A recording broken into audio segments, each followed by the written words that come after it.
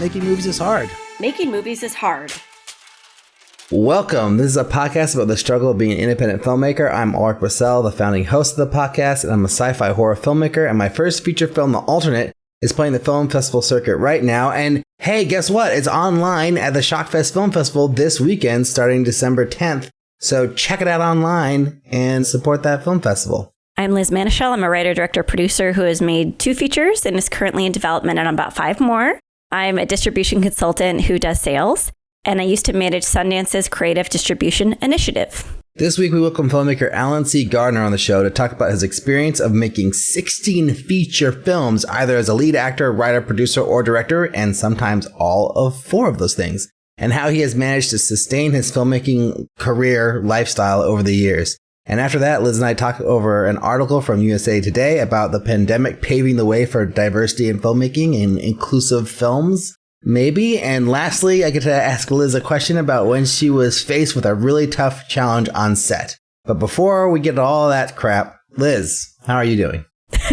I'm good. I decided that I'm going to take acting classes because I want to be a better director. Yeah, I just posted on Twitter about it. I'm not very open about this, but I really, really, really wanted to be an actor for like the majority of my young life. And I did plays and classes and theater companies, and I had like the monologue books. I had all of the things. And then I got in a fight with my acting teacher in high school, my drama teacher, and it got real ugly. And I shut off that part of myself for like 18 years. And so I've decided, well, fuck it. I'm going to open that door again and try to become a better director by re-getting in touch with what I used to love. So that is what I'm thinking about right now, is acting. How are you? I have to ask the $1 million question. Are you going to start directing yourself in movies? Is that something that you're thinking about? Like, you'll write a role and then you'll act and direct? Or are you more like, okay, like I just want to act and then just see where that goes and act on other people's work? I don't want to act in other people's work. I'm not interested in that. Oh. I mean, I might find out through this acting class that I really want to act again. My guess is that I do not. My guess is that I might be able to become a better director. And I think I am putting myself in my next project as like a smaller character because I don't think I can test. I think it's a good gauntlet to put myself through, is to direct myself on screen while also directing a feature and seeing if I can communicate to the actors. And I don't think I'm a great communicator to actors. And so I just want to get better. I've told you that I was also an actor at a time, and then I had headshots and I went on auditions and all that stuff. And I didn't do that. It was just college productions and things like that. Oh, okay. Yeah. At one point, I kind of just realized that like I wasn't either very good at it or I didn't love it enough to keep on going with it. And I was like, you know what? I'll be better behind the camera. And then in my mind, I was like, and then I'll be like one of those people that if like my filmmaking friends ever ask me to be in their pieces or their work, I'll do that, but I'm not going to actually go out and audition. And then, 10 years later, not one person has asked me to be in anything. And I don't think it's ever going to happen. So I'm just like, well, actually, I was in Red Snow, the movie I produced. That's true. That's right. Because you got the mask thing done to your face, right? And I was so insecure about being in it that I was like, oh, Sean, did I do okay? Is it a good job? Like, are you going to cut this scene for the movie? He's like, dude, shut up. It's fine. You're doing good. I was like, okay. I can't remember when I said something else. I was like, oh, is this coming along? He's like, dude, that's not what's happening here. You're doing great. I'm like, okay, I'll stop, as being a weirdo about I'm not a good it's actor. Scary. Of course you're going to ask because the shit we talk on the other side of the camera about what's going on in front of the camera. So of course you're going to be worried. I mean, and it was like, I don't want to ruin it, but like, it's not like just like I have a moment where I have to look terrified and like empathetic on camera. And like, it's supposed to be a big moment for the lead actor to like have this turn. And I was like, I'm not that good of an actor. I can't do this. And I didn't even watch it. I couldn't watch, I haven't seen it yet because I had a rough cut of the movie, but I just couldn't watch that part. So I watched part of it. I watched like the before the big moment, but I didn't watch the big moment. So anyways, yeah, I can relate to the wanting to be an actor, but like, I don't think I really have it in me to do it now. Well, okay, first of all, I totally get every fear you have. I think my perspective right now is I'm looking for things to get over, if that makes sense. And I had really, really bad stage fright as an actor. So for me, I want to get over that. I want to see, can I actually like come up against that and come through the other side? So I'm looking at it actually as like a personal challenge. I don't wake up every day and think I really want to act. So it's not about that. And that's why I don't want to be on other people's projects. But I think, Alrik, that you should watch yourself in this movie. Well, I will. I pre-ordered it. When I get it on DVD, I'll put it into the big screen and I'll watch it. But yeah, I don't know. It's just really interesting. Don't you think that the podcast has helped you at all, though? Because like years ago when I first started, I felt like I used to be more shy speaking in public and used to be more shy when having to address crowds or, you know, do anything where I was speaking to a group. But I think the podcast has helped me get over that. And like, I feel like now I have no problem talking. I'll talk in meetings. I'll talk to the street. Strangers, when I hear things, I'll just spout off. I'm like, I'm ready to go at any time because I just talk like an hour every week. Does that play into like getting over? Because I was on camera for like 4 years on that PBS TV show. So it's not about being on camera. It's about remembering my lines when I'm on camera or on stage. It actually exhibits itself in my memory. And so when you and I are just shooting the shit, like I don't have to remember anything. So I don't mind it at all. Like I'm not afraid of it at all. It's if someone were to give me a speech and then I would have to say that I would be pretty scared. But what about you're pitching or you're doing your Kickstarter videos? Is that all like, because like you have to memorize stuff for that, don't you? Yeah, I haven't done a Kickstarter video for like 5 years. Oh, okay. Yeah. I mean, the last crowdfunding video I did like a little, you know, clip for Lena and it was like 30 seconds and I just talked from the heart. Right. I don't know. I put a lot of pressure on myself during those years and I was very unhappy and I just want to revisit them and try to like create a new definition for myself as a performer. Nice. That's awesome. Thank you. I'm excited to hear how it goes. Yeah, we'll see. I've tried to find a class, but how are you? Because I think you told me a little bit about how you are. Yeah, I'm doing okay. Just juggling, figuring out how to raise my beautiful daughter while doing work and being a filmmaker and pursuing awesome opportunities, you know, and I also have like, you know, I've got the 2 contracts for my distribution deals that like have been revised and I have to read them. And I'm like asking my lawyer and my producer to read them to like, hey, so is it all good now? Are they good now? Because I read one. I'm like, this looks like, I don't know. This looks the same. It looks like they did all the things we asked them to do, but I don't really know because it's so hard to tell. Thick, you know? And then the other one, I haven't even, you know, I mean, I read it once, but I need to read it again. And it's just like, I'm basically just procrastinating on doing that. Although I know that I need to sign those to get the ball rolling with the movie and everything. So it's like, that's one thing. And then, I have an opportunity to pitch a movie at a pitch panel event through the Silicon Valley Film Festival, which I got into and I didn't even know for like 2 weeks because like it went to my junk or something. But yeah, I got into this film festival. I've been trying to get in for a couple of years because I heard from a good friend of the show, Tony Gaspiatone. Oh, yeah, Brave Maker. Yeah, Brave Maker. You know, that's a really good film festival and that they have these pitch things that they do. And so I finally got in and it's super exciting. And it's like, oh man, the pitch video is due tomorrow. and I've written like half of it and I haven't practiced. And it's like, yeah, like you're talking about, it's one of those things where like you could talk from the heart a little bit in a pitch video, but you kind of have to hit points, you know, and like you have to get the right information across, especially if you're trying to, you know, do it in a concise manner. But you're an editor, so you could probably just like stuff something full of my head information. Just pops over here. Yeah. Like completely jumping around, jump cuts. Just use inserts of your work to cover cuts. I mean, you're fine. Yeah. I mean, I do have the short film that I made for the feature version that we have. So, I mean, I'm definitely going to be able to use that in the pitch video, which is nice. So I don't know, but it's just trying to find time to do all these things and like do the holidays and be a good dad and be a good husband and like, you know, take care of the house and do my job. And it's just like, there's just so many things. And like, I don't know, I feel like a little overwhelmed right now, but I'm pretty excited because we get 2 weeks off at my job for the holidays. So I'm going to have like 2 weeks where I can get to play catch up on a bunch of stuff. So I have like 126 drafts of emails that I haven't sent that I've started to write. So my goal for that 2 weeks is to get down to 0. So I have no more drafts that I either like delete what I started to write 3 years ago or I actually send the email just be done with it and move on. But yeah, but things are good.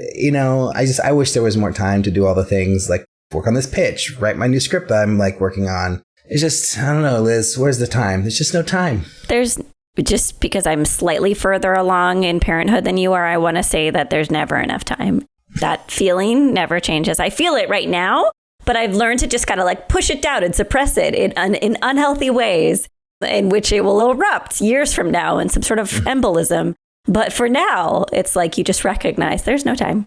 There's just no time. It's just a fact. I've been doing this thing where last week I was really good. 3 days a week before the holiday, I got up at 6 and I went working out in my little gym that I have in my garage. And I'll have this terrible feeling. Like I'll be like doing my workout and I'm like, Alrik, you shouldn't be working out. You should be writing right now. No. And it's like, no. But I need to do this too. But then it's like, okay, well then I guess I get up at 5. No. And then I get up at 5 and I can write for an hour. Then I can work out for an hour. And then I can raise my daughter. So that... That's like my new plan. And then I woke up at 5 this morning and I was so tired because I'd stayed up late working on the pitch. Yeah. And I was like, I can't live on like 4.5 hours of sleep. Like, this is just not good. So I went back to sleep and then I slept straight through 6 all the way to 7.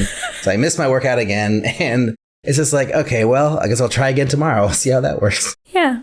I think my priority is health and family are first, no matter what. Right. So it's like, if sleep is the priority right then that's health.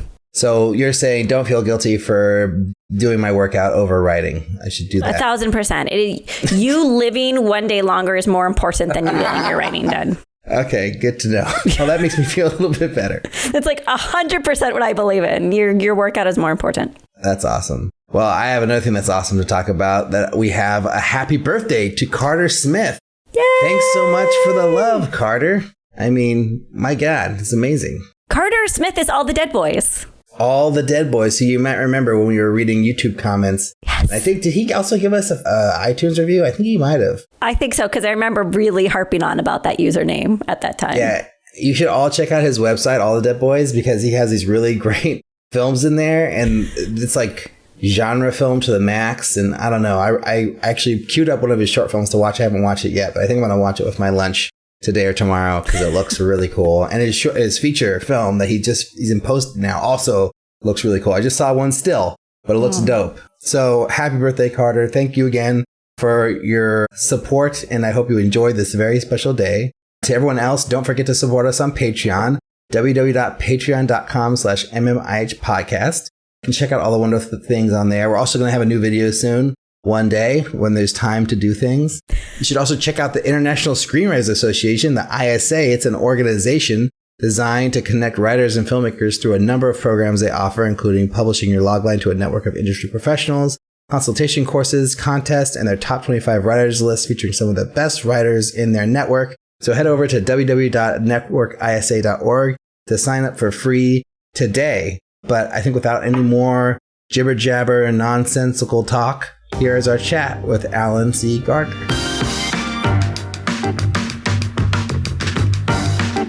So, Alan, welcome to the show. Thanks so much for being here. Yeah, thank you. Give us the elevator pitch for your film, Cold Feet. Okay.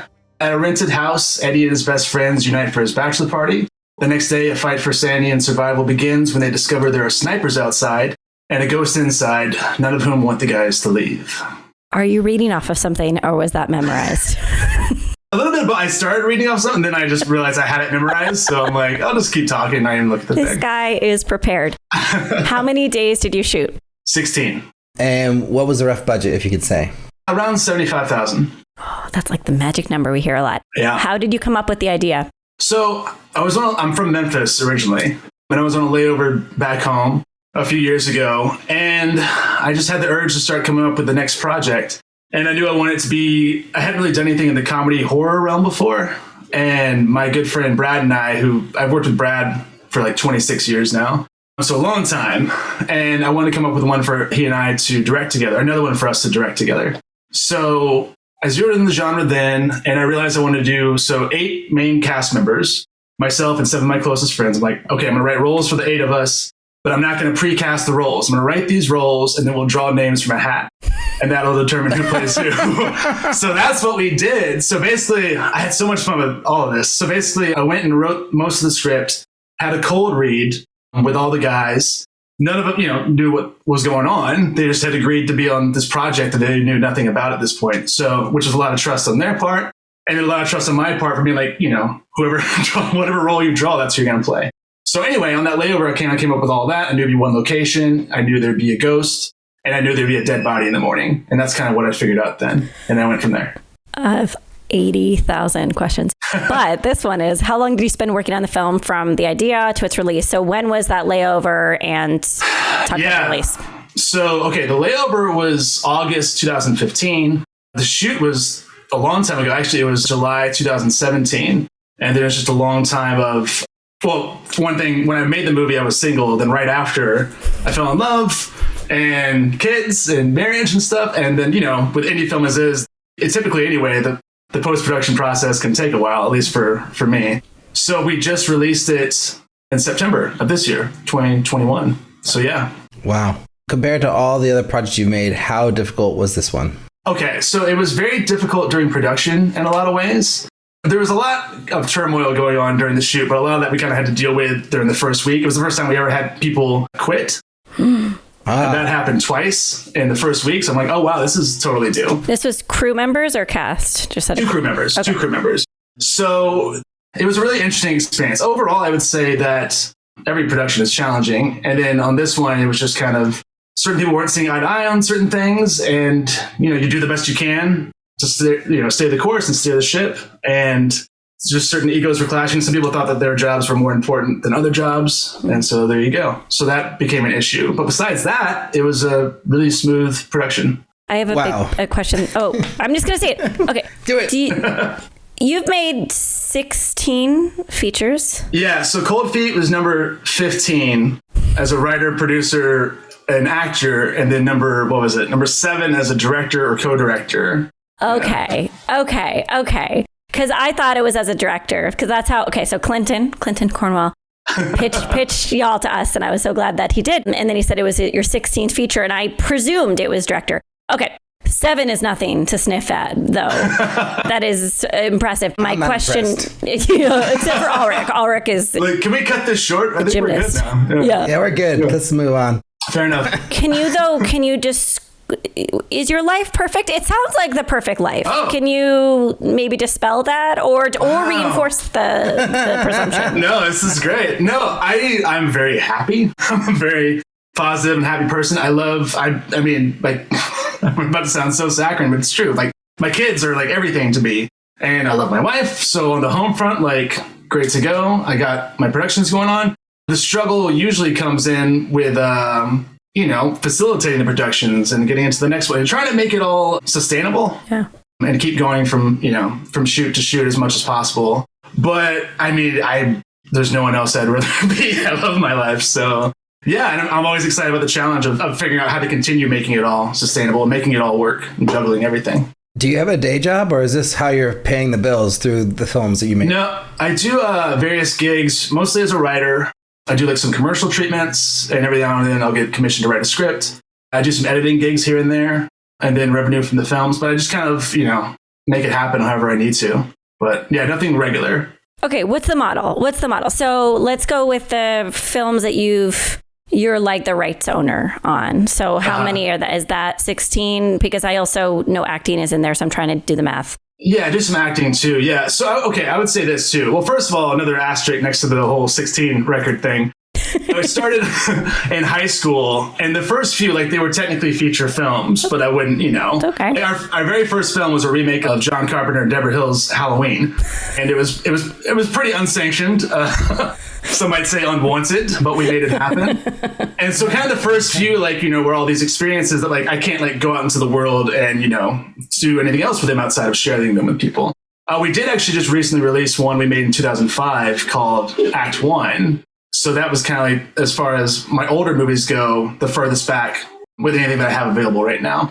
I'm sorry, what was the question? I'm trying to figure out the model because there are people who get 1 feature, 2 feature off the ground through grassroots, through scrimping and saving, whatever it is. Yeah. But at a certain point, they kind of hit this wall, I think, where it's either they go to traditional financing or they make their budgets lower. I very rarely have talked to someone like you who has been able to keep going for so many projects. Honestly, the model fluctuates. I'm still trying to figure out the model. I know that now. So, all right, I'll tell you this too. Before I had kids, I would max out all the credit cards in the world. I'd basically keep applying for cards until they were like, you have to stop. We're not going to give you any like decent cards anymore. So I'm like, fair enough. I would max them out. I'd spend all of my money on the movies. When I came back from Cold Feet, I had $10, $5 in checking and $5 in savings. And I had, tens of thousands of dollars of debt. Yeah. And I just started digging my way out of it. But since I had kids, I did one recently where I just made it very, very just super, super low budget. So I wouldn't have to have a lot of overhead and I could make it work with my new financial situation and responsibilities. So I went from like a $75,000 budget for Cold Feet to then like a $1,500 budget for Baby Come Home, which is what I'm editing right now.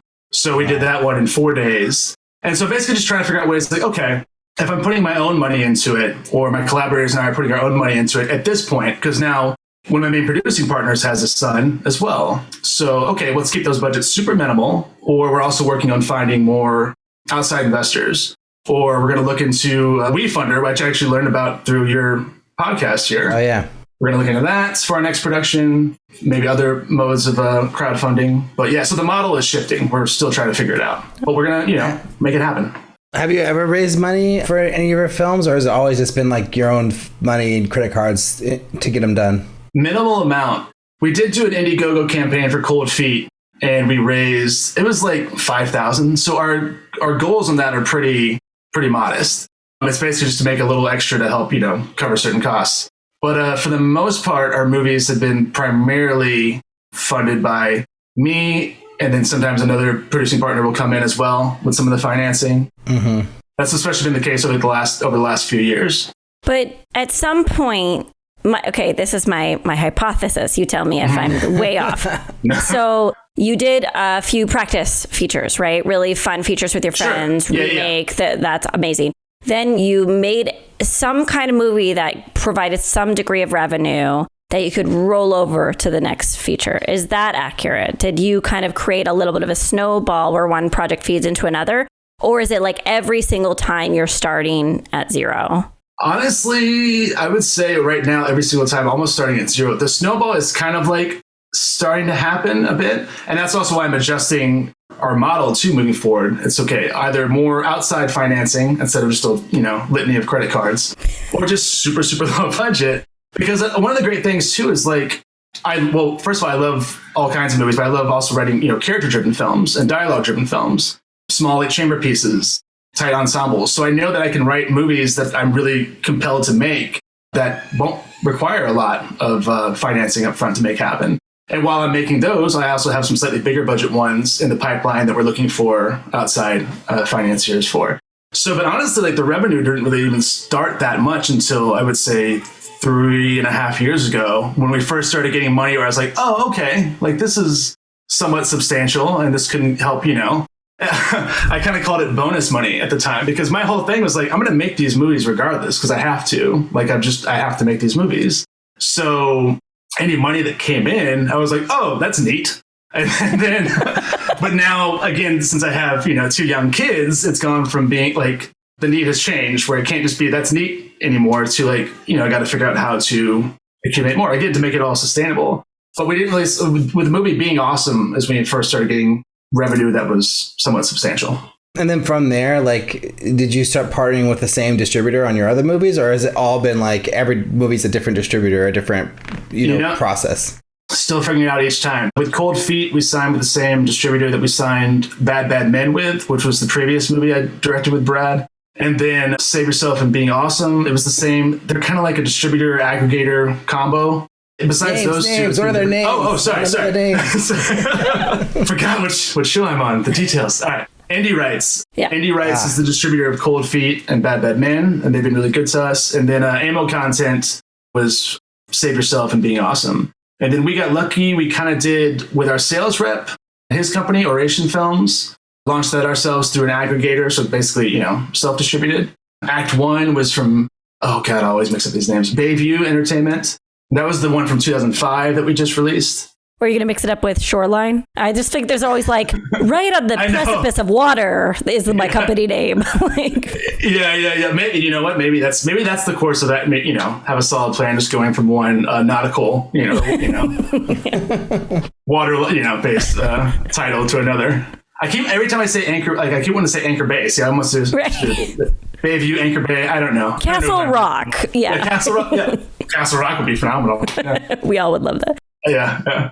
I feel a little bit like we're grilling you, but you seem to be okay with it. So I'm going to keep going if it's okay. So you're co-directing some of these, right? So yes. I'm also just trying to figure that out. And you act and you produce. So it's like, how do you know which one you're going to do on which project? Sure. No, that's a good question. Well, basically, so Bad Bad Men is a comedy, and Cold Feet is a horror comedy. And Brad and I have always really, been drawn to those kind of genre films. He's a big horror guy. I'm more of a comedy guy, but we each have love for both genres. So, and then the other films are the most recent ones, Being Awesome, We Got Lucky, Save Yourself, and Baby Come Home are like very, very stripped down, hyper realistic comedy dramas. And so those, I just have that, I'm like, I want to do this one solo, basically. So it's pretty much every now and then I just come up with one that I feel like, oh, that's in, my and Brad's shared wheelhouse, and I want to reunite with him. But in between those projects, I'm kind of doing usually something a little more super grounded. But I'm, mixing it up there as well with some ideas for upcoming ones. So the money that you're seeing coming in from these films, is it all from like one film that's like the one that was successful, or is it like a little bit from all the other movies, like kind of all coming into the, over time? It's starting. So the first one was Being Awesome. And then since then, and that's the one so far that has done the best. But then Save Yourself kind of came in. And none of these are astronomical figures by any stretch of the imagination. It's just that, again, for me, it's like, oh, this is more than $200 kind of thing. This is a few $1,000s. And then moving forward, so right now, with the shifting Amazon, I don't even know what the Amazon model is at this point. And that was our main breadwinner for the revenue. So I don't know, Cold Feet just happened. So we'll see what's going on there. I've just been trying to do as much grassroots marketing as possible. Yeah, social media and reaching out to fans that we've accumulated with the past few films, and just trying to, there's a lot of things we're looking into now, Patreon, whatnot, different ways to generate more revenue from people that we know would be happy to pay for some amount for what we've done. As opposed to, sometimes I was glad that at least Cold Feet went up it was 5 weeks on Amazon for either rental or purchase before it became streaming. I was kind of hoping for a little bit longer, but, at least from my experiences, I don't really have any say. And that's the indie rights model too. I think it's about a month of transaction before streaming, right? Honestly, I think with Bad Bad Men, but that was a few years ago. So I know their model shifted too. It basically went straight to streaming, which the great thing with streaming though too is that I started hearing from a lot more people who, I didn't know, people who just from across the country who discovered one of my movies or several of our movies and reached out to me. And so I realized there's a lot more people out there who are giving our stuff a chance because they already are paying their subscription every month. So since they're not having to put any money down up front for it, they'll check it out. And so it kind of it's helping us build our fan base, which is phenomenal. But now it's kind of okay, and that's wonderful. And I want that to continue. But also, again, these fans who I know would be happy to pay a few bucks for one of our movies. Anyway, trying to figure out more ways to monetize and make more than just what we would from just simply streaming. So I'm trying to, as it often happens to me, I'm talking about the question instead of asking the question. My question is trying to get under the hood a little bit, because Alrik and I talk a lot about when you've made it and what's legitimate, and when do you feel satisfied with your career versus how much weight you're putting in other people's opinions. And I think a lot of people who aren't familiar with indie film would be 7 features. That's insane. That's a career. That's Eric Romero's entire life. But I don't know if that's true. He's probably made much more than that. That's a bad reference. But what I'm trying to say is at a certain point, you decided just to do it on your own. Did you have expectations in the beginning of your career that people were going to come in and swoop you up? Or did you give up that ghost immediately? Can you talk a little bit about your emotional trajectory to just keep on going regardless of this level of support you have? Sure. It's a great question, as it turns out. No, I mean, okay, so I moved out to LA when I was 18. And I basically, I knew that my whole life that I was a storyteller, and that film was always like my chosen medium. I love acting, I love writing, and then pretty soon it became clear that directing made a lot of sense for me as well. So I just knew that, like, okay, I have to do it. I have to tell these stories. And I'm sure back then I did think like, oh, okay, maybe I can get signed with, I had a few agents and whatnot on the acting front. I would go out for this, that, and the other, but nothing really, caught fire in that regard. But I was like, that's fine. Like, I got a few gigs here and there, but mostly I want to keep making movies with my friends. And then those things will get, people will see them. Again, like the years went by, and I just knew I had to keep doing what I was doing, because what's the alternative? Like, I'm a filmmaker. Like, this is just how it's going to be no matter what for the rest of my life. My perspective, I guess, has shifted in a lot of ways because, and again, now it's like, okay, I'm figuring out how to make it work with my obligations as, as a father and wanting to do my best to provide. But also, like, my main focus there is being the best example I can be for my children. And I know that as much as they can see me engage with these projects that I'm so passionate about, and that, honor them in one way or another, I just know that's a good thing. Like, I know that that's just nothing but positive. So even the fact that, like, I'm here talking to y'all right now, like, to me, it's just indicative of, because, my buddy Clinton reached out, and we saw each other's work at Dances with Films. We got in touch. We were both fans of each other's work. Then we became friends. And then he just kind of like took it, on his own accord to reach out to y'all about me. So I don't know. I might sound I'm a super optimistic person, very sunshiny. And so I might sound a little naive, but that's just kind of how it is. Like, I'm going to keep making movies, and I'm going to keep trying to refine my model to make it sustainable one way or another. I'm going to figure it out because I have to. So you don't seem to care at all about budget size. Like, you just go from whatever you can get and whatever you need to make the movie. Like you just said, you went from $75,000 movie to a $1,500 feature. Yeah. So my question to you is, how do you make the $1,500 feature? Like, what is your approach there? And like, how is that structured? Okay, so that was the first one where we shot that in 4 days, and we basically shot it over the course of 2 weekends.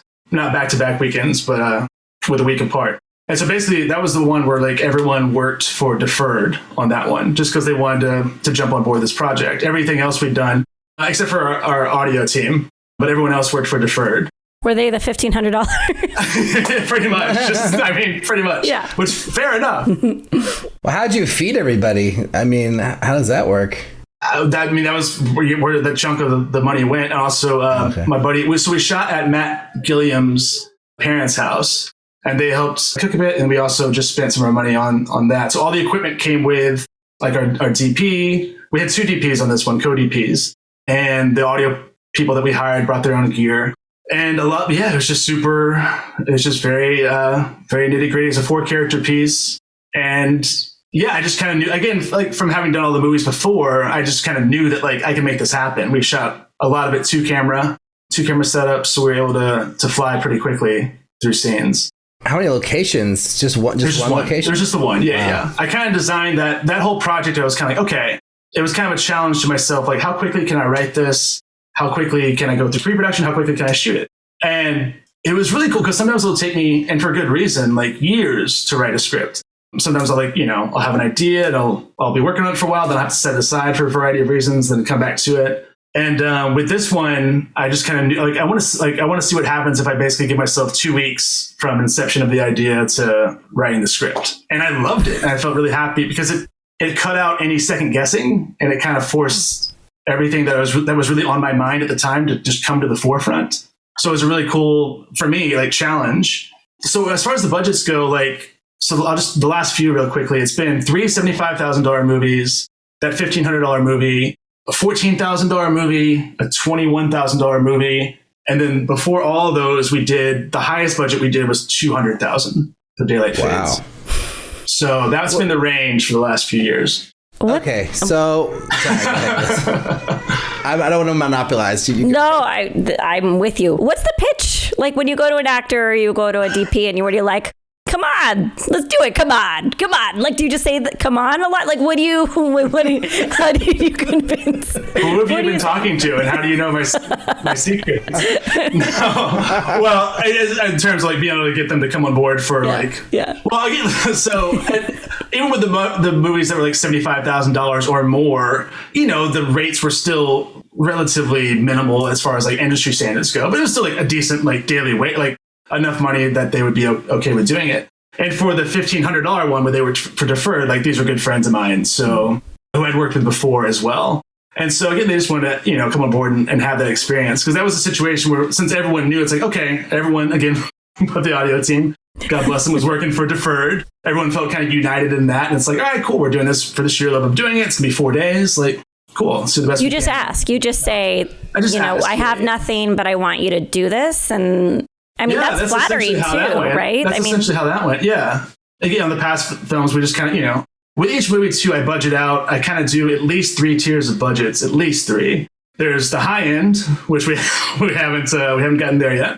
The mid-range, and then the absolute lowest, so that we know no matter what, if we can get at least this amount of money, we can make it happen. And plus for me too, like doing those different tiers is really illuminating, and really, because it forces you to really think through, like, okay, what do we absolutely need? Yeah. To really think it all through. So yeah, with those budgets in mind and kind of like knowing, so in the past when I'd pitched to crew members and cast members, like, I usually lead with whatever the figures are in the lowest tier budget. So that way, I'm setting the expectations there. So if we happen to somehow come across money to attain the mid or the high, then it'll be a happy surprise. Cool. So come on. Sorry. Yeah, that's pretty much. When you made your movie for $200,000, yeah, do you feel like you had like a better experience with that higher budget? Was it easier in ways to make your movie with more money, or was it like more freeing when you got down to lower budgets? So on that one, I'll say this too. So the $200,000 one was by far our longest shoot. It was 38 days. Oh, wow. Wow. Which is, I know, it's, to me, and I know, again, by a lot of standards, 38 days isn't a lot, but for me, I'm guessing, for you guys, us, like, 38 days is a lot. That's like an eternity. That's 2 movies, 2 or 3 movies, probably. 2 movies, yeah. Because again, my 6 movies I made since then were, 4 days, 7 days, 5 days, and then 2 16 days and an 18 day. So 38 days, yeah, like you said, it's like an eternity. It was just a lot more, it was a great experience. We learned a lot from it. But again, I think I learned a lot from that. One of which was that I didn't want to do another $200,000 movie. I wanted to do one more 75 or less or higher with certain like name actors or whatnot attached. Because $200,000, at least for us, was kind of in a weird middle, not no man's land, but kind of this middle place where it was too much money probably to spend on it in retrospect. But I'm glad we did. I wouldn't change a thing. It's just I'm like, okay, moving forward, let's keep it under $100,000, or with these higher budgets in place, like get more outside financing for those. Because we were able to get outside financing, fortunately, for the $200,000 one, fortunately. Or something more in a different SAG scale, as it were. And getting some sort of name talent involved too. So that'll probably be my last $200,000 movie. So you have all this knowledge from making all these movies. Do you market yourself? I would say I know a lot of women in your position who consults on other people's features and help them get movies off the ground. Like, do you have a career also doing that? And do you market yourself? Do you have a newsletter? Do you go on social media? Like, what do you do to amplify your own profile? So, marketing always, and I feel like I'm making more strides with that as I go, because it's always been like, I would say my weakest area in certain ways, just because like, especially making all those movies, it seemed like the marketing would sometimes fall through the cracks a little bit, but I'm trying to make much more of a concerted effort with that now. I am good about going on social media, about posting, but especially about responding to people who reached out to me and keeping a list of all of them. I basically have I have a doc where I list out all because the other thing too, what sometimes make my head spin is that I'm trying to streamline this too, because I have so many for a while I was doing a different account for each movie. Yeah. And at a certain point, it's like, okay, I'm now trying to post on, I have a Being Awesome account across Facebook, Twitter, Instagram. And then we got lucky. And it's just like, it got crazy. So now I'm trying to focus much more on the Alan C. Gardner movie stuff and, funneling everything through there. But so I have this list of okay, this is where this person reached out to me, whether it's LinkedIn or Twitter or email or whatever. And then whenever I have a new movie coming out now, I reach out to them. And some of these people have become friends of mine now. Alan, get MailChimp. Import those. Send one email, Alan. You'll have more time to make movies. Yeah, you're right. But the personal touch too. The personal touch of the correspondences I like. But you're right though. I need to look more into MailChimp. I gotta go do that right now. something about the one-on-one connection that's is nice, you know, and I've done that for like all my crowdfunding campaigns and stuff. It's just like reaching out to people directly on Facebook, you know, who I know, or email or whatever. No, it's very sweet. Yeah. It's very sweet. I'm just thinking about like the amount of work you're doing on a one-on-one basis. Yeah. No, and I enjoy, like, and I love, like, and, I mean, the whole thing is, you know, when I really like dig way back, like what got me into storytelling in the first place, besides I just naturally drawn towards it, was, you know, I like to connect, the need to connect with people. Like, so that's in my day-to-day life and through my stories. And then, so when I'm hearing from people who respond to my work, it's nice to be able to foster that connection there. But MailChimp, though, at the same time.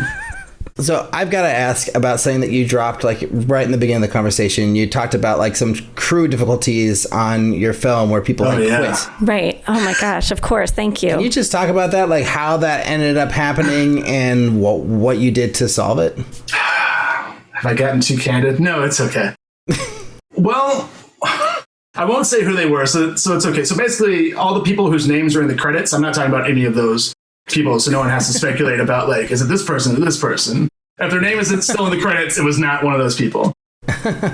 So the first one was a really good lesson in, no matter how often I tell someone, please let me know if there are any issues. Because I always try to make sure I let everyone know, like all the team, like, if there's any issues, please come to me. If you have any stress about anything, if it's, you know, if you need to like take a little off your plate, whatever, like, let's, you know, I'm trying to help, you know, facilitate everything. So I don't want anyone to feel overburdened if we've given you too much to take care of, right? Or like how often I check in with certain people, like, are you doing okay? Like, how are you feeling? Like, blah, blah, blah.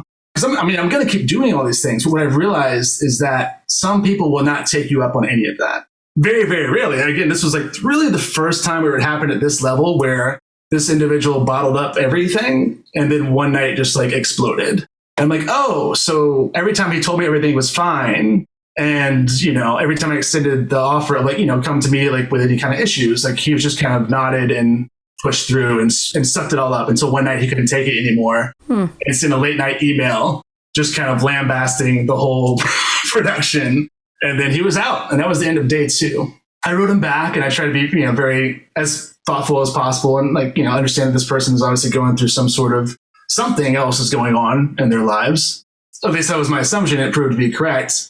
And so, you know, I try to, you know, get reminded like moving forward, like when someone asks you to, honestly, the most important thing with me on any production is creating a positive environment. I want everyone to enjoy coming to work. I want everyone at the end of it to want to work together again. To me, that's, you know, that's what's most important. So it kind of blew my mind to realize that like this person was kind of silently suffering, no matter how much I was trying to, give him the platform upon which he could vent or ask for more help. And then he was very receptive to my email about that. And he apologized, and it's all good. Like, you know, we move forward. Well, what were some of the things that he was complaining about? Was it just workload or? Yeah, workload, lack of resources, not enough resources. Oh, so all the standard things that we all deal with. Yeah. And again, I think he just like, it's just, everyone's got, you know, stuff going on outside of our productions. And sometimes there's something kind of negative going on, or it's just someone can't handle the stress of their day-to-day life anymore. And then the stress at work compounds that. And some people will just snap sometimes. Yeah. Yeah. So what about the second person? No. These are good lessons for people. No. She was a person who I would say thought her job was more important than other people's jobs. It turned out too that she and the first guy had been venting to each other and feeding off of each other's. I see. So then she quit on day 4.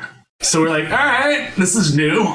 Well, you got everyone out of there. You got the toxic out. Exactly. So how did you fill the positions? You just reached out to people you know and they flew in and saved the day, or? No, we just kind of, you know, as we tend to do on, or at least my team and I, like on our indie productions, like the role of producer can be very, it was very stretched out. So basically we all kind of like took on the tasks ourselves, or like we had a few PAs who did a wonderful job. They helped out a bit as well. I think we got one new PA to help fill the void. Yeah, we just kind of absorbed those duties. Amazing. Assign them elsewhere. Yeah. Well, I want to ask about optimism because it's so confusing to me. I don't understand optimism. I've heard the podcast, Liz. I'm well aware. You mean you just keep on plugging no matter what, and you just hope for the best? Where does that come from, Alan? Like, Is it just you love filmmaking that much, or like did you just have really happy parents? Like we're No, I think it's a you're not Jewish, is what I am getting from this conversation. I'm not. Okay. Just by happenstance. I think it's a few things. I mean, look, everything. Not to get into a whole overriding philosophical conversation, but everything comes down to perspective. And I guess from a really early age, like I was a very emotional, very sensitive kid. And I never really felt like I belonged anywhere. And then I really loved storytelling. And I just wanted to connect with people through conversations, but also through my work and teaming up with people. And I just I don't know, the more that I wrote and the more that I sorted through my feelings that way, it helped and it continued to help. And it just kind of has bettered every aspect of my life. And so it's such an inextricable part of who I am, being a storyteller. And again, film has been the chosen medium overall. I love doing theater as well. But yeah, it just comes down to I have to do, I have very wonderful and supportive parents. So it's always a good thing.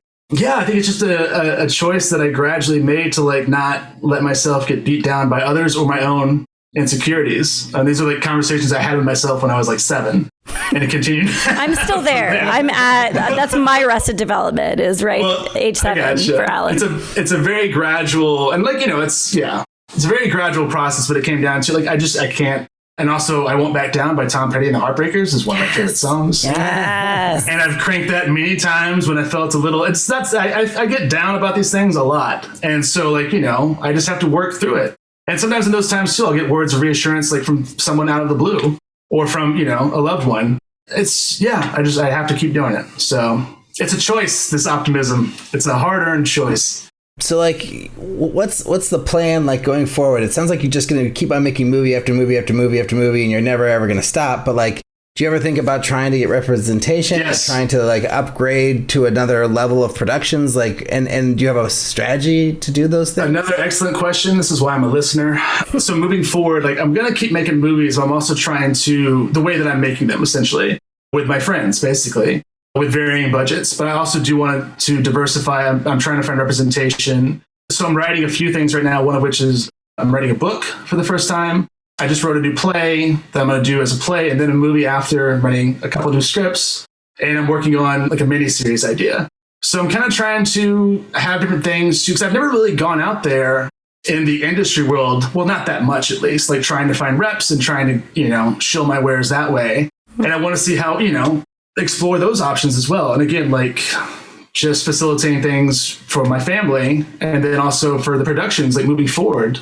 Yeah. So I'm trying to, diversify and to keep it all sustainable with my own projects. Can you talk about that, the family thing? I mean, I think before I had my kid, I had a big freak out where I was I'm going to lose my identity as an artist and what's going to happen to me. And I know Alrik talked about his fears or the question marks in front of him before having his child. And sure. Were you worried? You probably weren't, but can you talk a little bit about how it changed things? And you talked about the budget, but I'll just let you talk. Yeah. No, I mean, I'll say this too. I realized as soon as I knew that I was going to be a father, I was just so incredibly happy. I realized that's the most important.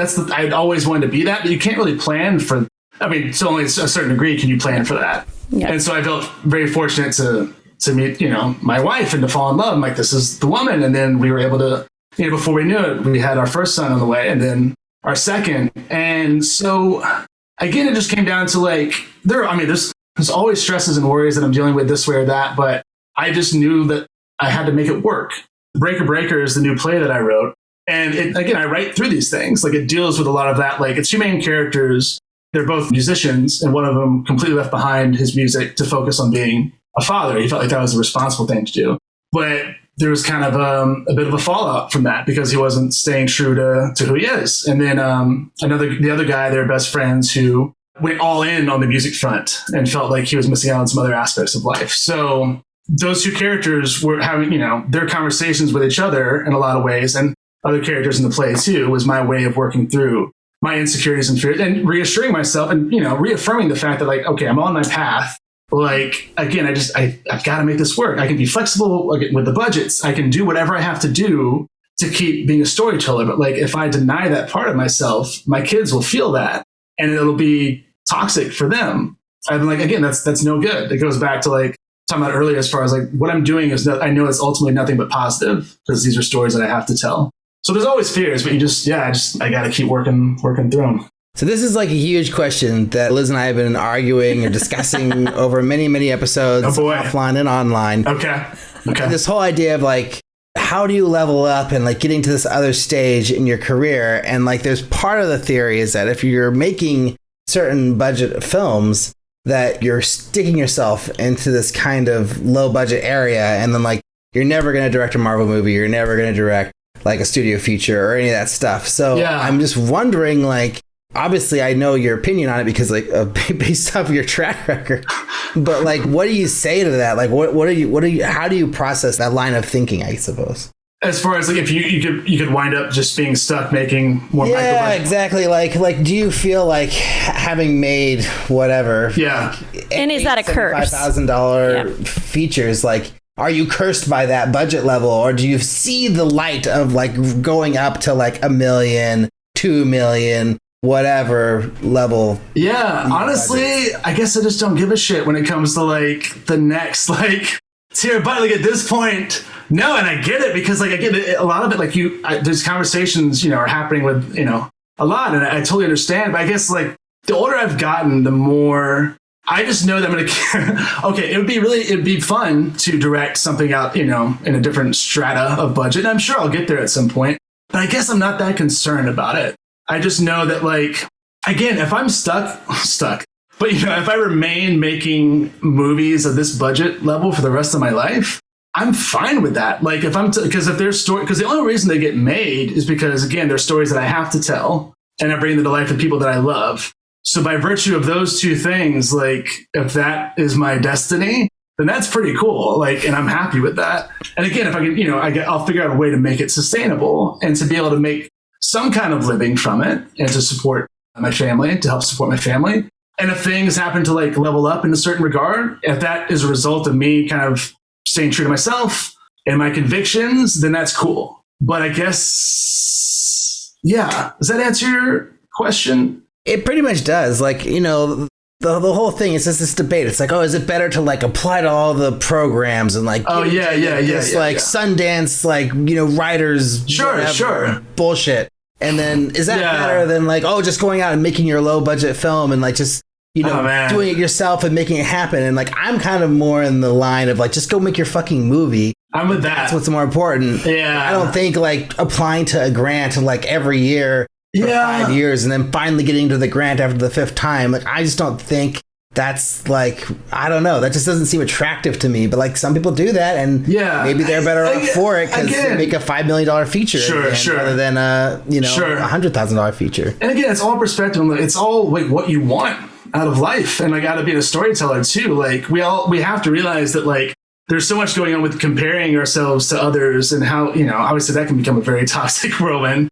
But the more you focus on like, oh, wait, what do I actually want? Like, what are my priorities as a person, as a storyteller? Like, what do I actually want to achieve? And then you can, like, from that mindset, you can really zero in on the things that matter and the things you do give a shit about.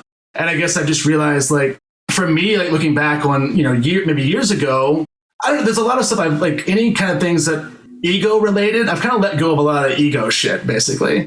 And now I'm just, as much as possible, at least. And like, I feel like I keep shedding that the more the years go by and the more I just hyper focus on why I'm doing what I'm doing in the first place and why I'm telling these stories and just sticking to that.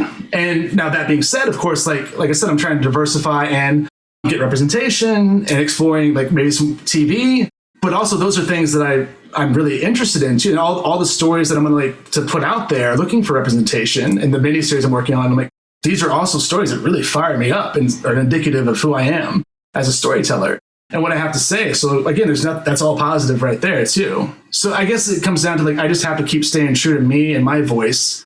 And then, trying to make some smart business decisions there for the sake of my family. But as far as like being a filmmaker goes, like, again, I know that no matter what, I will keep telling my stories and that I'll, if it's all $75,000 around there or less movies for the rest of my life, I'm fine with that, as long as I can, make it work with my other obligations with my family. I think we have to move to Final Five, but I just wanted to say, like, I don't know if my looks are, I'm worried that sometimes I look condescending and I don't mean to be. I'm in awe of you, Alan. I wish I could have your attitude. It is like, you must have no ulcers. You must have it just looks like it seems wonderful way to traffic your life. I appreciate that. Again, it's a bit like, this is very much like, this is who I am. This is how I feel. But there are moments of absolute stress, but like they've become fewer and farther between, like as the years go by. Because again, the more I know I'm staying true to myself on my path, then the less I freak out, basically. So yeah. Thank you. Well, on that note, what's the first film you ever made? Maybe it's Halloween, maybe it's not. And how do you feel about it now? I would say, okay, so first feature, I would say it would be Halloween. And I feel very accomplished. No, it was a lot of fun. I mean, I played Loomis and Michael Myers. So obviously I feel just... Because you just put the mask on and off, right? Exactly. He only shares one scene, those two characters. And we had a stunt double for that scene. So yeah, I feel wonderful. What's the best filmmaking advice you've ever received? Oh, man. You know what sucks is that I feel like I've been on the receiving end of so much bad advice from people like over the... Maybe that's just the stuff that has stuck out the most because it's bugged me the most. But I discarded all that advice. I would say, and I didn't get this advice personally, but when I was 15, like when Scream had just come out, and my buddy Brad told me that Kevin Williamson wrote with an index card on his computer that said, "What do you want to see?" And I just kind of always have stayed stuck with that. It's like, what do I want to see? Like, what am I trying to put out there? So yes, that. Alrik asking for permission to include what's the worst filmmaking advice in all future interviews. Yeah, what do you think? Can you share some bad advice too while we're at it? Well, I guess for someone like me, and this is always from people who didn't actually know me, it'd just be people I'd run into wherever, at a bar, out somewhere, tell me that you have to pick one thing to do, like whether it's writing, acting, directing, what have you. And that always rubbed me the wrong way. And I felt like, again, these were all people I'm like, oh, this person's kind of bitter, or they're just a little bit overbearing. They're not happy with how things, quote unquote, turned out for them. So they're trying to, course correct things for me. And I don't have time for that. Trying to force your viewpoint on someone else. Yeah, certain advice that's more like a warning than anything. Right, because there's no established path, so why are they pushing it on you anyway? Yeah, especially if it's unsolicited. It's like, okay. Do you have a goal as a filmmaker? To continue to tell stories that I have a lot of conviction about with people I love, and as I said earlier, to be the best example I can be for my kids. If you could go back in time, what's the one piece of advice you would give yourself? I would say don't worry so much about other people's scale of success. Know your own worth and that you have something to give. And finally, is making movies hard? Yes, but it is a glorious struggle. And I love the challenge. Hard is good in a lot of ways. Yeah, hard is good. It's you did it. Quote to end on. Yeah, hard is good. Hard is good. How can people support you? Send them to your MailChimp widget right now. So, okay, Cold Feet is currently available on Amazon Prime, Google Play, and YouTube. And my other movies are on several platforms, Being Awesome and Save Yourself on Tubi, We Got Lucky and Bad Bad Man on Amazon. You can follow me on Facebook, Twitter, and Vimeo at Alan C. Gardner, and on Instagram at Alan C. Gardner Movies. Liz, what did you remember from our chat with Alan? I said it in the show. I said it in the interview. I think I've talked about it since. I'm just amazed by how upbeat and positive this man is. I was very much inspired by his attitude. It would be nice to float through life like Alan C. Gardner. I was pretty jealous of him throughout that whole chat. And I think he is lovely. So I had a great time. What did you feel? Yeah, it's rare that I meet someone who's more optimistic than I am, because I'm usually a pretty optimistic person, but Alan really blew me out of the water. Basically, no matter what we asked him and no matter how we phrased a question, we couldn't actually get him to say that he regretted anything that he'd ever did or that anything was a bad decision, that he was happy with the way everything had worked out. And he was really excited to be making all the movies he was making. And when we talked about he's making a $1,500 feature right now, we were talking about the reality of that. It was just nothing but positivity and love for the way that he made that movie and what he's making from it, And it's it doesn't matter that I didn't have any money to make it. I'm doing the thing I love to do. It's amazing. And That's I'm a holy filmmaker. Shit. That is a filmmaker, right? They make the film no matter what. Yeah, I think that's true. Yeah, I just don't really it's so interesting with Alan because it's his career doesn't follow any kind of graph or chart or anything. It's like he started making the biggest budget movie he'd ever been in that he starred in. And then he like kind of went down budgets purposefully is what it sounds like. And now, he's kind of in this zone. But like, yeah, he made like a $70,000 feature. Now he's making a $1,500 feature. And it's like when you ask him, like, what's the next? It's like, doesn't matter. Like, it could be a $5 feature if you could figure out how to make a feature for $5. Like, he doesn't care about that stuff, which is so interesting because you talk to other filmmakers and they're like, oh, no, I made like a $700,000 feature for my first feature. I'm going to go 1 million plus next, and I'm not going to go down under 700 or back to 7. It needs to be up. Mm-hmm. And, I feel like those people make a lot less movies than the Alan C. Gardners of the world. Yeah. Which is totally true. But is that better or worse? We don't know. Yeah, I don't know. I found myself questioning his strategy. But what he kept saying over and over again was that he was making the movie because he had to make it. And I couldn't question that. And I also think, what was interesting about him is you said that he's so positive and he didn't crack, but it didn't feel like an act. It didn't feel like denial. It felt like his genuine character was that like blissful state of he's going after what he wants to do with his life. So maybe that's the goal. Like we keep talking about leveling up and kind of achieving certain landmarks in our career, but it's like maybe it's just like getting to Alan C. Gardner's emotional state on a daily basis. That should be the goal. He said something that I've said before where it's like, well, he's going to make movies for the rest of his life because that's just what he has to do. And it's like, I kind of feel like no matter what happens with me, like I'll always be making a movie, whether or not I end up getting paid to do it, or if it's just something that I always do on the side, backyard filmmaking. Thank you, Jen McGowan.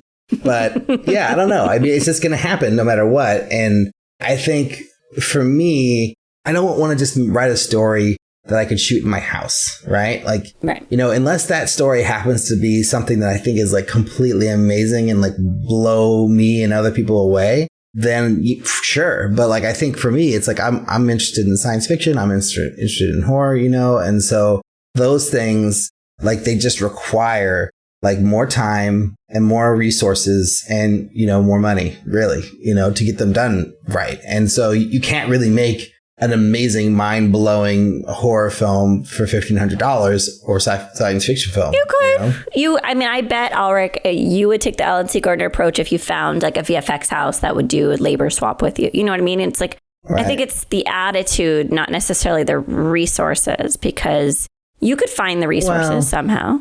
I don't know. I mean, because he shot it in 4 days, and that's how he was able to feed people within that budget. You can't shoot like an amazing, horror movie in 4 days. I just don't think you can. Am I the optimist in this conversation? Maybe a short, but not a feature. Did Alan pervade my character? What Are you seriously going to sit there and tell me, Liz, that you think you can shoot an engaging hour-and-a-half horror film with awesome kills and gore in 4 days? Well, that's tough. The special effects makeup is going to be really difficult, right? I mean, you can spend 4 days on a kill if you know to do it right. But if you have a bloodless horror film, you could be done. Yeah. Maybe a bloodless horror film, sure. Psychological horror, maybe. I don't know. I guess it's not impossible. It's just like, it's not plot. If you want to have effects and gore be a part of your thing, then it makes it a lot harder, But anyways, I mean, I think the bottom line is that Alan's amazing. I was completely blown away by the conversation. I didn't expect it to be as good as it was for whatever reason. I just didn't have that high hopes. I was like, oh, this will be interesting. But like, it was really, I think, very informative, and I hope people got a lot out of it. Yeah. This week, we also want to talk about an article from USA Today. That was my very clean transition to our news part of the show.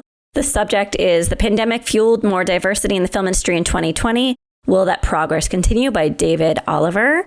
And yeah, Alrik, what were your thoughts on this article? I think this pandemic has nothing to do with this. This is bullshit. That's what I have to say. Are we going to say that to every news article? This is bullshit. I don't know. I just think because they have like the picture of Isaiah Washington on the front, right? There's a Washington's kid. There's no world where Christopher Nolan cast him in that movie in any way related to the pandemic. It has nothing to do with it. So I don't understand why they would put that together. It's just stupid.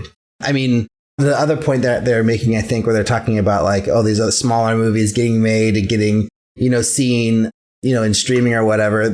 But I mean, I don't know. It also kind of hurts my brain because they say themselves that this diversity report only covers theatrical usually, and they open it up to streaming because of the pandemic. And it's like, oh, and then we found all this, like, you know, these movies are being made, blah, blah, blah, because of the pandemic or whatever. It's like, well, how would you thought that they were already being made, but they weren't being included because you didn't include streaming in your report from previous years? Yeah. What the fuck?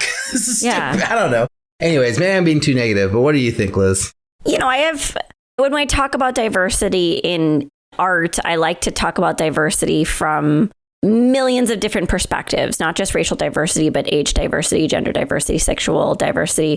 And I think the line I always like to bring up is artist support organizations like to support the usual suspects when it comes to diversity. Like, we would be looking for projects to support, or we would be looking at, you know, grantees, and they would be supported by Austin Film Society. And at the time, Tribeca Film Institute, they'd be supported by multiple different agencies at the same time. So I think the key to diversity is not just like pulling in different actors and directors of different backgrounds, but it's funding individuals who need support rather than like sure things that reflect positively back on the organization or the studio or the platform. And anyway, so my whole complaint about this is, at the core, we should be focusing on casting agencies and financiers supporting new perspectives. And then the platforms themselves aren't really as much of a gatekeeper as the ones that are actually allowing the project to be greenlit to begin with. So whatever, we could focus on distribution, but I'd rather focus on diversity and development and funding. Right. I mean, one of the things they say in here is that, like, they're starting to see more of these movies being bought and sold or whatever, and doing more at the box office, which, I mean, I think that's cool, but I mean, all their references are, you know, big budget movies. Always. That, you know, my hypothesis is that, you know, low budget filmmakers have been making movies with diverse backgrounds, diverse casts, made by diverse people. They're just not really being seen, you know, and they're not really getting out into the world, and not being promoted, and they're not being picked up, and they're not being bought, you know, by the bigger companies. They're being bought by smaller companies. Well, just the straight distribution deals. Right. But anyways, I don't know. I think it's if it's really true, I think it's a good thing. Yeah. I don't know if it's actually true. Yeah.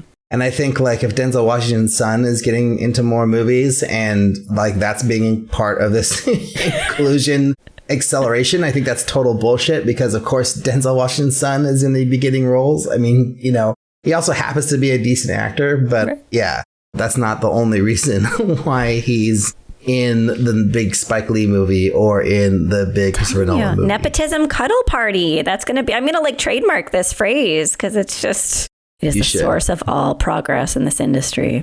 Anyways, I don't think I hated this article as much as I made it sound like I do, but I just think it's pretty silly because, you know, all these stats are coming from including something they didn't include before. So I guess I'm more curious to see what the next one says when they include streaming again, and, you know, see if there's any change in these numbers between, you know, now and 2022.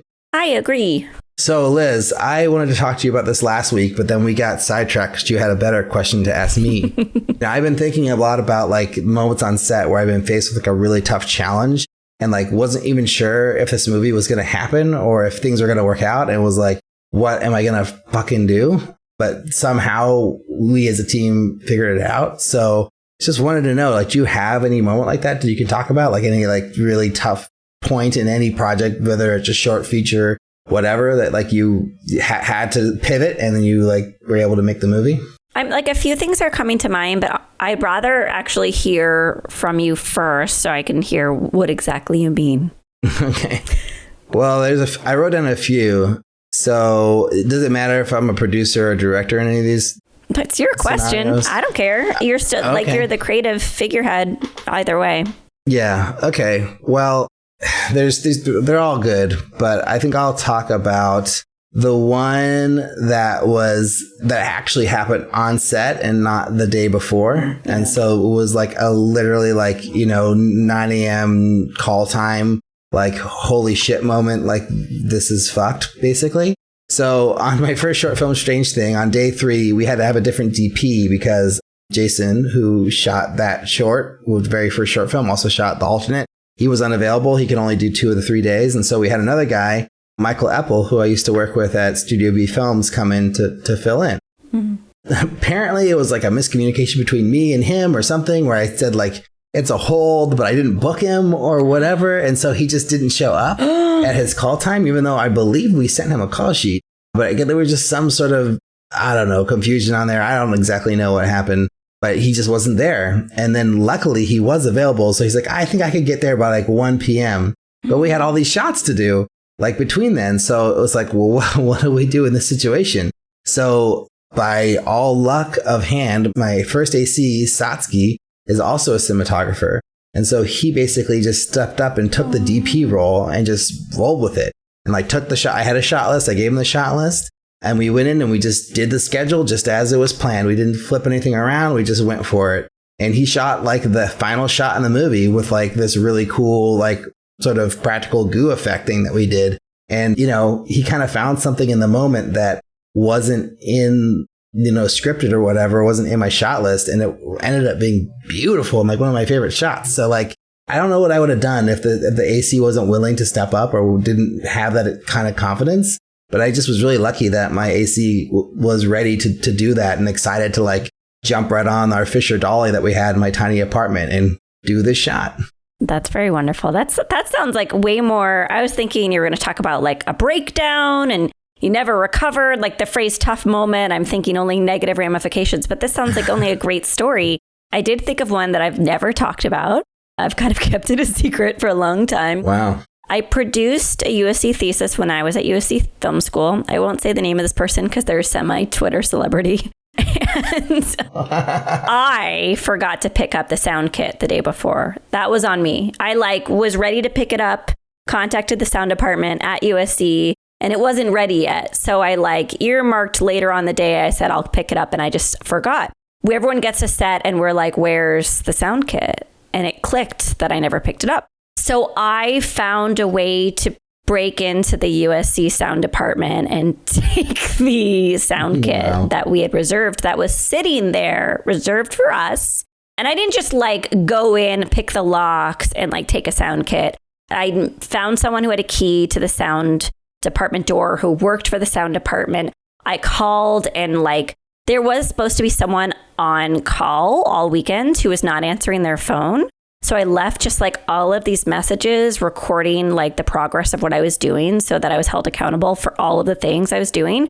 But my perspective was the sound kit's there. We have it reserved. It's my fault. I'm going to make it right. Anyway, got the sound kit. I brought it back to set. And then I was called in front of the disciplinary committee at USC and was given a long talking to. And I cried in front of every single film school faculty member, and they could tell that I was suffering enough, and nothing was ever made of it. They didn't tell anyone. I never told anyone. I told the director of this thesis, and for me, I was always really ashamed. But talking about it now, I'm like, oh, well, that's kind of cool. No, you're a problem solver. You made it happen. I mean, I really shouldn't have done it that way, and I would never encourage someone else to do it. But for me, I was like, this is how you get it. This is how you get it done as a producer. And then I didn't let anyone else take the fault because it was obviously my fault. So I took literally, obviously, all of the blame for what had happened, even though there were 3 producers, because it was my responsibility to pick up the sound kit. So it didn't reflect poorly on anyone else or the production. Oh, nice. So, good solve. Yeah. But yeah, just like in the situation with you pivot, right? You pivot and you figure out a way to move forward. I was just thinking as you were talking, it's I think almost everything I've ever worked on, there's been a pivot of some kind. Or something didn't work out the way that we thought it was going to be. And so we had to pivot, It works out, one way or another. The other one I was going to talk about was one time I was working on a movie that I was producing, and we're shooting in a supermarket at 12:30 or something. And I had just talked to the bar owner that we're shooting at the next day. And she was a little nervous, but I explained everything that we were doing. And she's like, that's okay. I called in the local police to let them know what we were doing because we were going to have a scene with a gun. And they were like, okay, no problem. You reported it like you're supposed to. Let's just confirm with the bar owner and we're all good. And I already told them what we were doing. And then the cop called the bar owner, and then she flipped. She was like, the cops are calling me. Like, I knew you were going to have a gun, but I didn't know the cops were going to be involved. I was like, well, of course the cops are going to be involved. She's like, I can't have that kind of heat in my bar. Like, this cops are going to cause all kinds of problems, blah, blah, blah. So we just can't do it. We can't do it. We can't do it. And it's like 12:30. She's calling me, like, oh, we're shooting the scene in a supermarket. Call times noon the next day at the bar. And we're like, okay, well, we have no bar now. We need to find a bar in like less than 12 hours, basically. Oh my God. And so I like walked across the street from the supermarket we were in. There was another dingy little bar and they were still open. So I go in there and I'm like, hey, what's up? Can we shoot a movie here tomorrow at noon? and the woman's like, well, I'm not the manager, but she might be open to it. Just give her a call. She'll wake up at 6. Just leave a message. And maybe you'll catch her now, but she'll definitely be up by 6. Like, just see what happens. But yeah, I mean, we're open and we're very slow on Mondays. So yeah, probably could work. I was like, that would make me very nervous. I was like, I don't know. So I called like a bunch of other places. I sent a bunch of emails. I was like up to like 3 and then I woke up at 6 to like try to that woman again, make sure she got my voicemail. And yeah, she was like, oh yeah, sure. You can come in. No problem. You didn't have to pay. Like, just buy some drinks and, you know, you guys are good. It's all good. Oh my God. And we shot in this bar that was like across the plaza from the location we shot before, the night before. The DP like kind of knew that might happen. So he already planned out, like, 'cause we needed a back alley to the bar. He planned out, okay, well, this alley over here next to the supermarket will work. As long as the bar works, we can come back and we can shoot here. And then the thought was like, even if we couldn't get that bar, like we could get another bar maybe somewhere else. But just this will be the alley no matter what, you know? Mm-hmm. So yeah, so it all worked out. And I mean, I've never had that before or once again where I was able to secure a location within 12 hours. That's the movie gods. Those are the movie gods working their magic. Yeah, it was crazy. I love that the first bar was like, I can't have that kind of heat in my bar. It's like, do you not serve cops? Like, what do you mean you can't have cops in your bar? Like, what are you doing in your bar that is so shady that you can't have cops there? I don't know. I think they did have some drug operations going out of the bar. So I think that was probably why, most likely. Anyways, good times. Filmmaking is fun. If anyone has a great story about like something they did to pivot while they were on set, write us in. We haven't had a good You've Got Mail in a long time. So I would love a great story to talk about on the show. Like Alrik was saying, you can send us a question, comment, story, or suggestion to podcast@makingmoviesishard.com. If you like the show, you can leave us a review on iTunes. Check us out on Facebook, Instagram, Twitter at MMIH Podcast, YouTube at Making Movies is Hard Podcast. Thanks to Alan C. Gardner for coming on the show and Carter Smith for his amazing patronage of the show. Thanks to editor Jeff Vrymoot for doing the editing. Our producer Eric Toms for being awesome. And I wanted actually to shout out both Rick Kaplan and our favorite person, Gary. What's Gary's last name? Kennedy. Gary Kennedy, who both offered to give me notes on my short. So thanks. Thanks, guys. Really appreciate it. Thanks to all of you for listening, and talk to y'all next week.